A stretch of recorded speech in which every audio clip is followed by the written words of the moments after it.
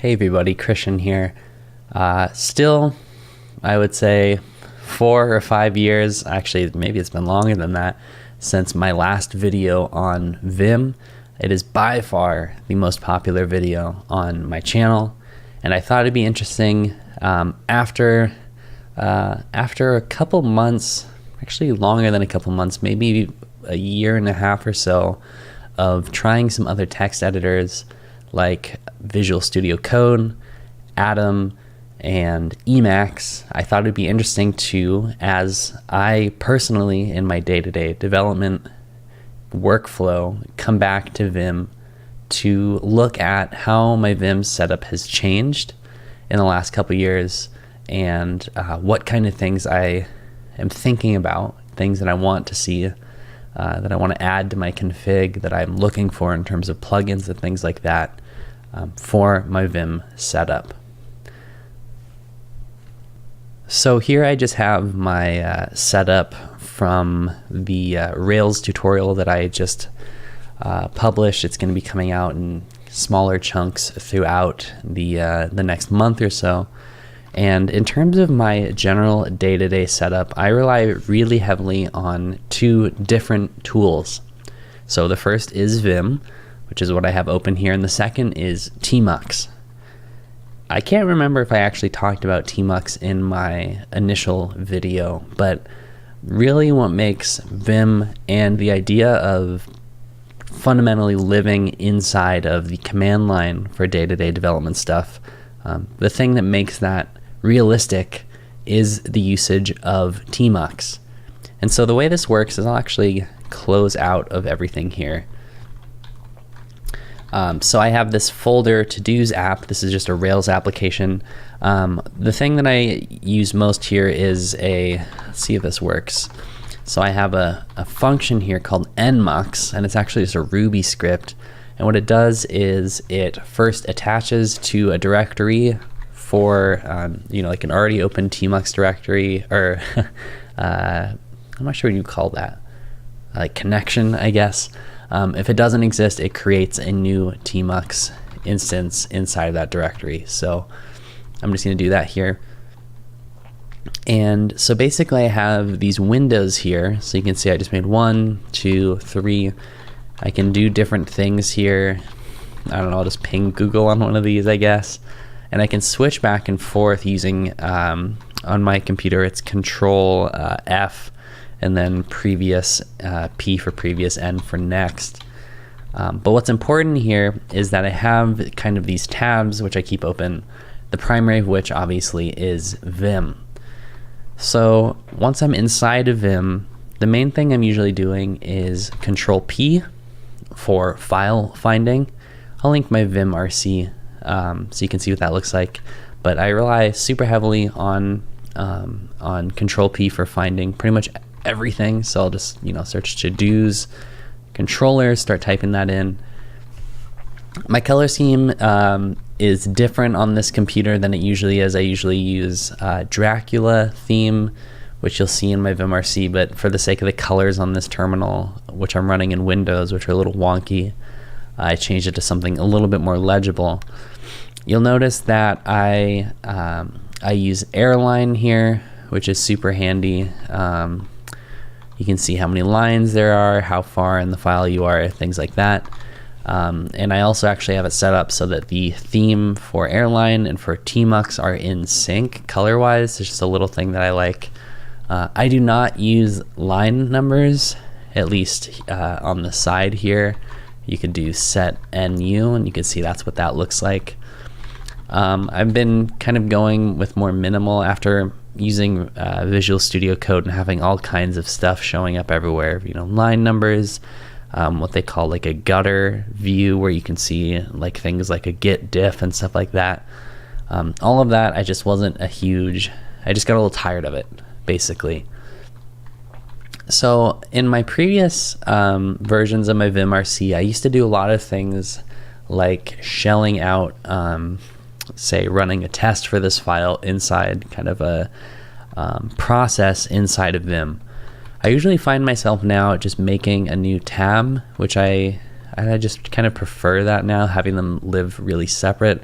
One reason for that is if I were to say run rake here, I can now see pane 1 is Vim, pane 2 is Ruby.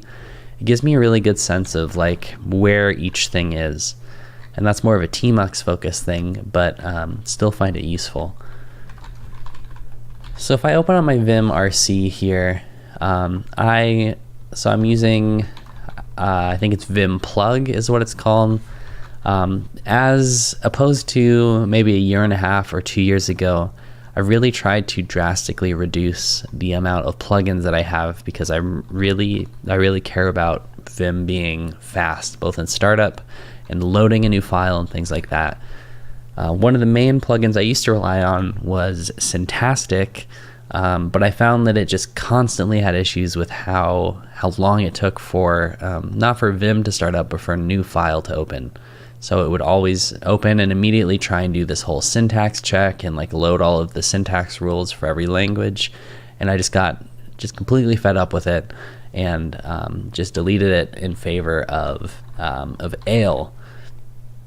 So Ale does that kind of same syntax checking, and it can be useful. I usually use it for JavaScript stuff. I've actually been mostly annoyed with it in the context of Ruby.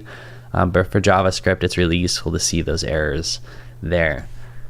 So other things here, Vim Tmux Navigator. So this is an interesting one. If I pop up another Tmux pane here, I can then navigate. And maybe a better example is like if I open up is it vsplit? I feel like I'm forgetting the command here. I don't remember what it is because I never use Vim splits, but basically what this does is it makes navigating between Tmux splits like these two, and Vim splits seamless. So I don't use that as much anymore because I usually tend to just have a new window open for each of these, but every once in a while I'll pop a new split open with Tmux and I'll just navigate it that way. Control P we've already talked about. Dracula again is the theme that I normally use, and I'm pretty happy with it. Tmux line is what syncs up the airline and Tmux themes, and then just a lot of pretty basic plugins, really nothing too complicated. So Better Whitespace just displays whitespace, which I usually want to get rid of any kind of extra whitespace in my code. It just displays that a little bit better. Vim Prettier I use a lot for JavaScript, and I have it configured to run every time I save, so it just auto formats my JavaScript, which is super useful. Vim Polyglot, just a language pack, so getting all kinds of syntax and stuff like that for pretty much any language I've ever opened up in here. Even newer things like GraphQL and things like that, it has support for. Vim Commentary I installed just for one single keyboard shortcut, which is GCC, and it will automatically comment out any line or any block if I highlight it like that and do GC in the correct kind of syntax and things like that based on the language. Vim Surround I also use for one thing in particular, which is, and I know it can do a lot more than this, but I only use it really for wrapping a word or something like that in some kind of, I guess you could say, delimiter. So I do YSIW parentheses, YSIW quote. It'll wrap this, same with this one here, YSIW quote.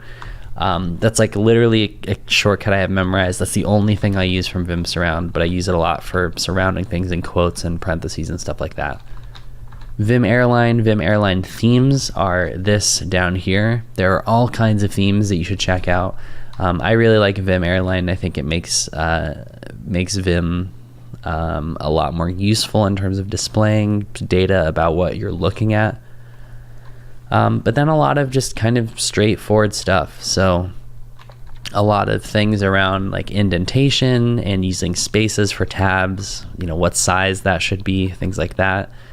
Like I said, I don't use new lines. I actually don't even remember what these do, but I think I see them usually in most Vim config.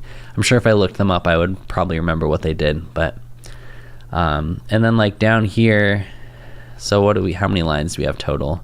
64 lines. So really not that many.